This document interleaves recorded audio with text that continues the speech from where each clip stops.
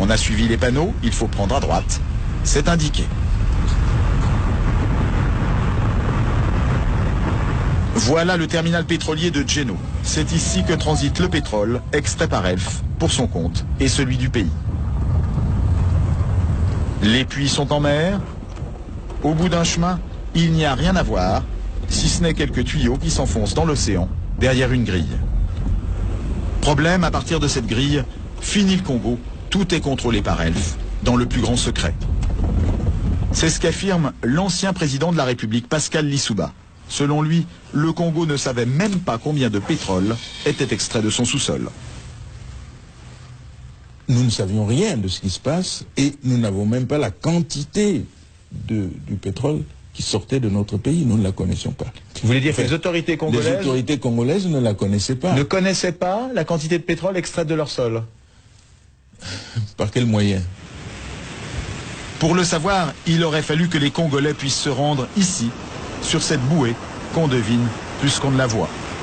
Loin des regards, c'est là que les pétroliers viennent charger le pétrole. Seulement voilà, les navires sont Elf, les employés sont Elf, les chiffres sont donnés par Elf, et les autorités du Congo assurent qu'elles n'ont pas les moyens d'aller vérifier. Gilbert Songuissa a dirigé pendant plusieurs années les services de contrôle pour le ministère des Pétroles. Selon lui, c'était mission impossible, ou presque. Pour aller contrôler, naturellement, il faut faire appel aux moyens des compagnies pétrolières.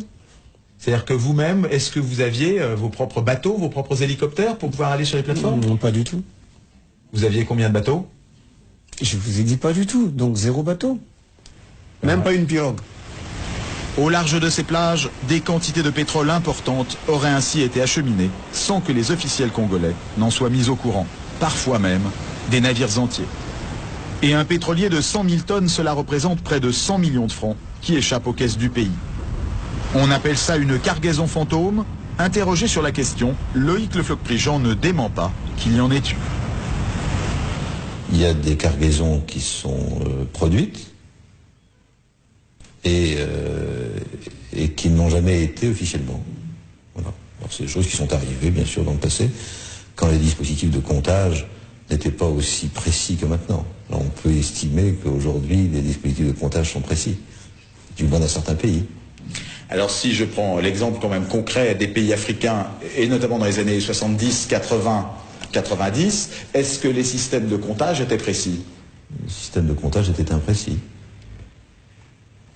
Ces manipulations, les cadres congolais du pétrole s'en doutaient, mais impossible alors pour eux de poser trop de questions à Elf. Dans sa maison de Brazzaville, nous avons rencontré Saturnin Okabé. Il a été plusieurs fois en prison pour ses idées politiques et a été écarté de la gestion du pays depuis plusieurs années. Mais dans les années 80, il a été un des grands patrons des pétroles congolais. Selon lui, il n'était pas facile de contester ouvertement l'honnêteté d'Elf et des autres compagnies pétrolières. C'était toujours dangereux de vouloir donner l'impression qu'on n'a pas confiance à tel ou tel opérateur économique. Ça, je dois aussi vous le dire. C'était dangereux. Dangereux pour la personne qui était là. Parce que c'est quand même l'affaire pétrolière, et il faut le dire, est quand même une affaire de gros sous. Pour avoir mis son nez dans cette affaire de gros sous, il raconte avoir été tout simplement viré de son poste, un des plus importants du pays, en 1991, du jour au lendemain. C'est quelqu'un qui m'est très confiant, qui m'a dit, écoute, demain matin ne viens pas au bureau. Ah bon? Demain matin, je ne suis pas parti au bureau, mes portes étaient fermées, clouées. Mais selon plusieurs responsables congolais, Elf aurait fait plus que cacher des quantités de pétrole. Jusqu'au milieu des années 90, la compagnie aurait menti au pays sur la vraie valeur de ces barils de brut. Pendant longtemps, on nous a fait croire que notre brut n'était pas d'une bonne qualité. Tous les pétroles produits à travers le monde ne sont pas de la même qualité, donc de la même valeur. Pour le pétrole produit au large du Congo, comme c'est Elf qui le commercialisait sur le marché mondial, ces calculs se faisaient dans les locaux de la compagnie, à Paris. Des calculs très défavorables aux Africains, qui permettaient à Elf d'acheter le pétrole brut moins cher, après ce qu'on appelle une décote. Près des Champs-Élysées, nous avons retrouvé Mungungan Gila, ministre des Finances congolais en exil. Lorsqu'il est arrivé au pouvoir en 1993, il a été un des premiers à dénoncer cette décote. Quand nous sommes arrivés, la décote était extrêmement lourde. Hein. Elle était Combien? 5 $ à peu près. En tout cas, régulièrement. 5 $ sur quoi? Par baril. Alors le pétrole congolais valait-il vraiment 3, 4, 5 $ de moins par baril que le prix mondial, comme Elf le payait à l'État congolais de l'époque? Mungangila est persuadé que non. Quand les Congolais s'en sont sérieusement préoccupés, Elf a été obligé de remonter ce prix, comme d'un coup de baguette magique.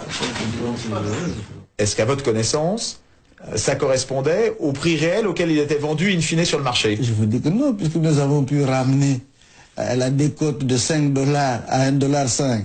Ça veut dire que quelque part, il y avait 3,5 $ qui se baladaient.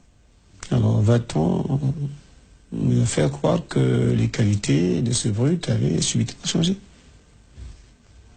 Par quel miracle? Par quel miracle?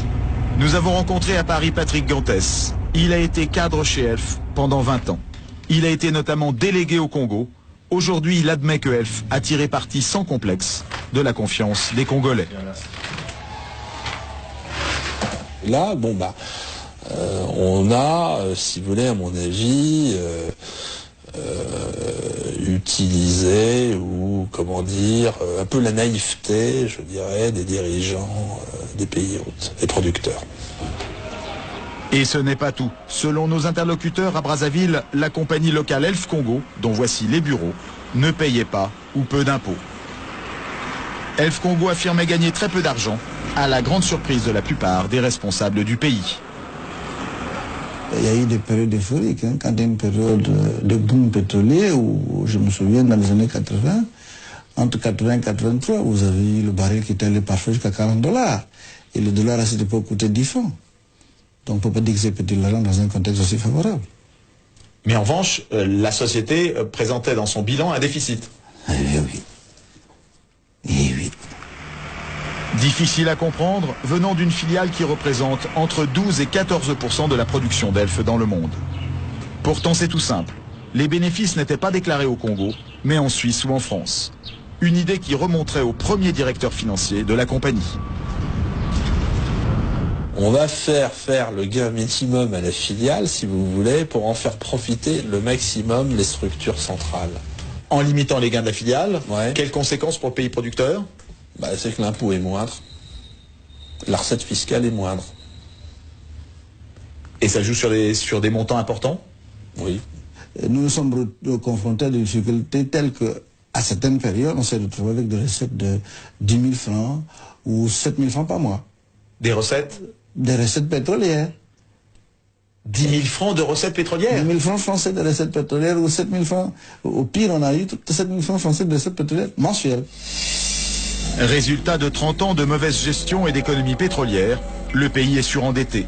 Aucun banquier ne veut lui prêter, alors c'est Elf qui va lui servir de banquier. Au Congo, par exemple, la compagnie a prêté sur 3 ans entre 92 et 95 plus de 4 milliards de francs à des taux très élevés.